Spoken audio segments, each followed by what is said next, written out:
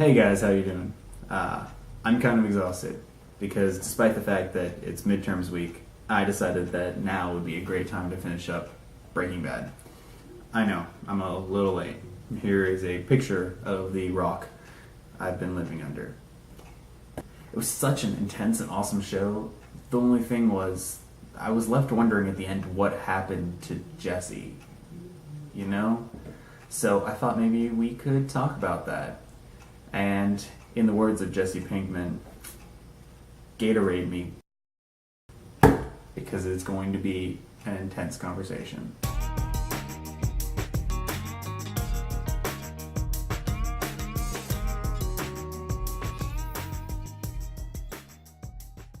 Alright, this is the point of the video that if you don't want anything spoiled, you are going to turn off this video and go do something else, because I will be talking about plenty of spoilers.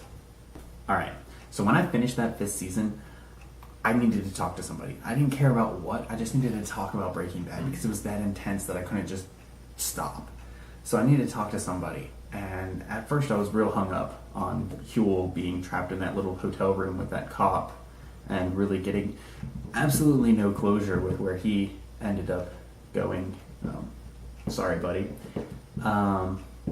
But then I decided that maybe Jesse's future was a more appropriate topic for conversation and had a little bit more depth than just Huel being trapped in a hotel room. Here's how I see it. Jesse's future has one or two paths. And I know that the optimistic way is probably not the way to go, but I had this optimistic idea of Jesse's future and then possibly the right way. Okay, so here's my optimistic thing, and hopefully you agree with me. If you don't, that's fine. The way I see it, Jesse's freed, and he goes off to Alaska and starts woodworking and has a wonderful time. Why do I say this? It's because of that 2-minute clip of him woodworking in the middle of that episode somewhere, when it then switches over and he's actually just cooking meth. I interpreted that scene in two different ways, and I'm hoping that this optimistic way is the more appropriate way. Now, the reason why I say that that isn't a flashback to him back in high school is because he's in a shop. It's not like a woodworking place, or like a shop class. He's in his house. He's in a house somewhere. He's in a shed. Maybe his dad had those woodworking tools. Maybe everything was, there. But I'm more apt to believe that that's him in his own personal workshop, trying to, doing what he enjoys, making those boxes and, having a life outside of this terrible last 5 seasons of Breaking Bad. And another key point to that, you might say, oh yeah, well, he looks a lot younger and his hair is cut and stuff, and he's not that hardened Jesse that we saw at the end there. Well, we don't know that he's not that hardened Jesse, because one of the key things that would have given him away is the fact that he has those scars on the right side of his face. But we never see those scars. He never see the right side of his face in that little clip, that 2-minute clip. So that could be him in the past. Very easily could have been him in the past. Or it could be him in the future. It could be him in his Alaskan life. Now, that's my optimistic, really wanting Jesse to be happy because he's like my favorite character. But I think the more appropriate thing, and I think the more realistic option, is the negative path. And I think that's the way that it went. The way I interpreted that scene in the negative way is Jesse succumbed to some kind of Stockholm syndrome or something, kind of siding with his captures and basically kind of accepting where he was and kind of deluding himself into thinking that he was doing something he enjoyed, something that he wanted to put his pride into, and he kept working and making things better in that meth lab. And he kind of pictured that woodworking thing that he did back in high school, where he kept saying he can do better, and so then he's putting out 96% pure meth. Jesse's content. Jesse is content being where he is. He's perfected his craft, and he's just kind of accepted where he is. He has nothing else to live for but making meth. And then Walt comes to free him. Walt kills everybody, he murders Jack, he frees Jesse, and then gives Jesse the option to kill him.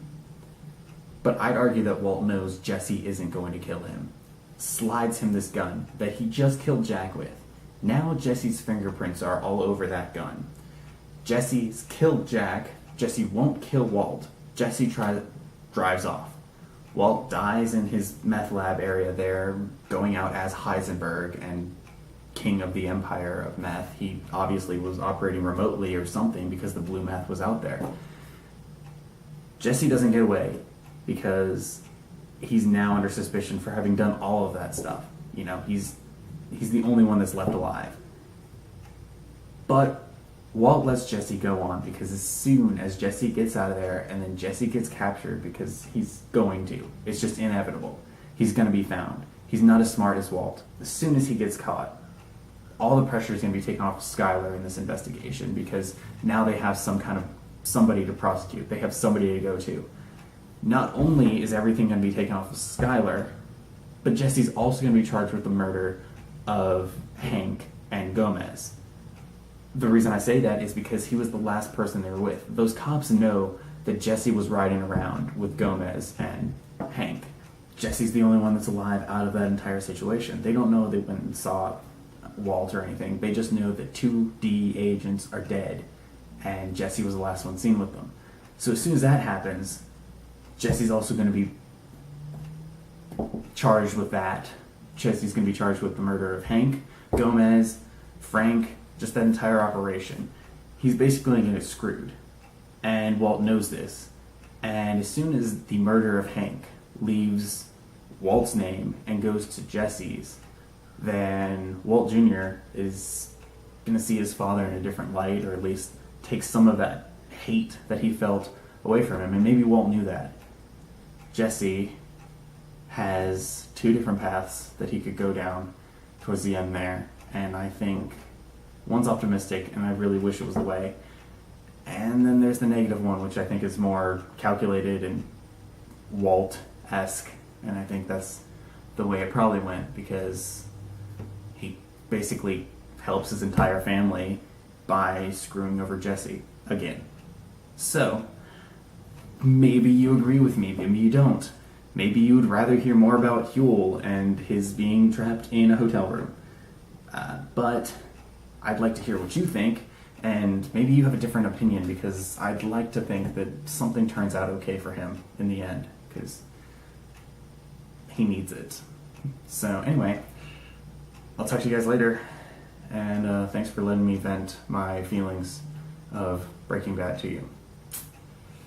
Alright, bye.